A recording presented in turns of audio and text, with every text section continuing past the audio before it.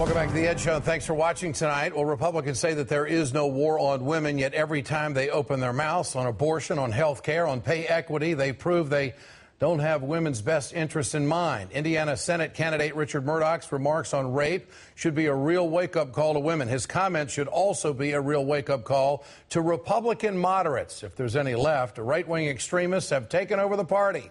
Mitt Romney says he supports abortion in cases of rape, incest, or when the life of the mother is in danger. His running mate says he supports Romney's views, but Paul Ryan's record tells us differently. He introduced the term forcible rape in congressional legislation. As a young congressman, Ryan attacked legislation that allowed an exception to save a woman's life. The health exception is a loophole wide enough to drive a Mack truck through it. The health exception would render this ban virtually meaningless. Ryan's PAC gave Mourdock's campaign a $5,000 boost during this election cycle. So far, Romney and Ryan are ignoring the Mourdock controversy, but some Republicans are running away from Mourdock. Senator Scott Brown of Massachusetts is disavowing Mourdock's comments. Senator Kelly Ayotte of New Hampshire canceled plans to campaign with Mourdock just today. Yet the GOP leadership, well, they continue to embrace Mourdock and his controversial stance. Chairman of the National Republican Senatorial Committee, John Cornyn, called the outrage over Mourdock's comments irresponsible and ridiculous. While Senate Minority Leader Mitch McConnell blamed Democrats. We're at the end of an election season here, and I understand each side is looking to make hay out of every comment, but sharing the views of millions of Americans that life begins at conception is Richard's deeply held personal belief that shouldn't be misconstrued by partisans to imply something it does not. That's at the heart of the issue. Let's bring in Crystal Ball, co-host of The Cycle here on MSNBC, and Susan Del Percio, Republican strategist and MSNBC contributor. Great to have both of you with us tonight. Thanks, Patty. Mitch McConnell's comment, I think, cuts to the real heart of it here. Republicans, do they want to legislate their personal beliefs on the American people, no matter where the majority of people stand? Susan, you're somewhat of a moderate on this issue. Will this make a difference if they push this issue?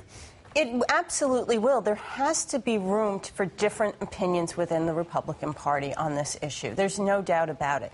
You have to allow for that. Look at Scott Brown. Everyone wants him to win. He happens to be pro-choice. We heard from Christy Todd Whitman saying how the life of the Republican Party is on the line if we don't start expanding it to include. And then we did see leadership like Kelly Ayotte take a stand and decide not to campaign. But it is also, I was listening to your introduction, it is also worth noting that the person running against Mourdock is also pro-life, who signed on to the forcible rape amendment as well. So while it's, yes, mostly a problem for the Republicans. But that's not the position of the party. No, I understand. And that's a big difference. And I think the difference here is that here you have Mitch McConnell and John Cornyn, who are really in the leadership positions, are saying that, yes, we want this man in the Senate, and they're standing behind him.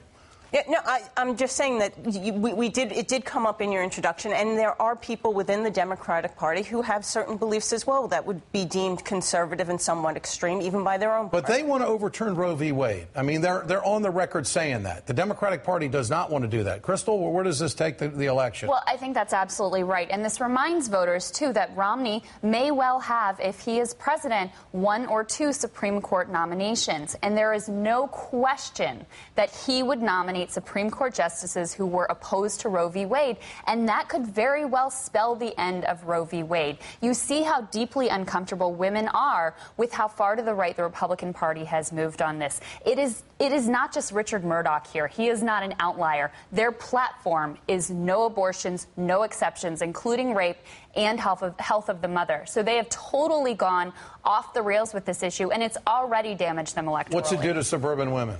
Well, I think it really makes them uncomfortable. And frankly, between that and the hardline stance on immigration, I think those are the 2 things that are really keeping Romney from actually being in a position to win this race. Because women, they may feel like the economy isn't where they want it to be. They may feel like they'd maybe like to try something different, but they're so uncomfortable with the extremism on this issue. Susan, how can this be a winner for the Republicans at this point? 13 days out. This is a story that Mitt Romney didn't need. It's horrible. It's not a winner at all. It's a horrible situation for the Republican Party right now, both at the presidential level and down ballot races. There's no doubt about it. That's why you saw Scott Brown come out so quickly and saying, Mourdock's comments were appalling. So this is not what Republicans wanted right now by a long shot. So is this going to really affect Ohio?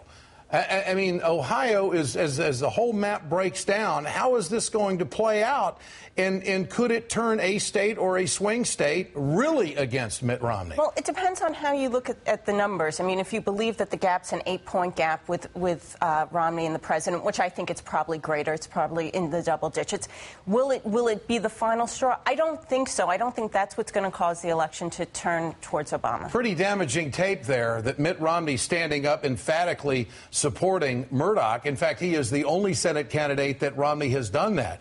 Yeah. A self-inflicted wound. How does he? And they can't back away from it. They're caught. Right. They're caught. It's the only Senate candidate that Mitt Romney has cut an ad for. So he is on tape saying, vote for Richard Mourdock. It's a major problem. And I've lived in both Ohio and Virginia. And I actually think more of Virginia, where the polls are as tight as they can be right now. I think suburban Northern Virginia women are going to be reminded of Todd Akin, reminded of the Supreme Court nominees, and very uncomfortable. So, Susan, doesn't this play into the hands of the Obama campaign? Because all along they have said that this is an election about choice, priority. I mean, no, I'm serious. Where do you stand on taxes? Where do you stand on health care? And here, ironically, we're talking about just that in almost the 11th hour. This is a self-inflicted wound. Make no mistake about it. It wasn't that the Obama campaign played it so well. I mean, this has become a national story that is going to hurt Republicans. There's no doubt about it. Okay, Crystal Ball, Susan Del Percio, great to have you with us tonight. Thanks so much. Thanks, Ed. The race card in this election is unfortunately alive and well. Michael Eric Dyson will join me. Then find out why cars are becoming so critical in the final stretch drive to the race for the White House. Stay tuned. We're right back.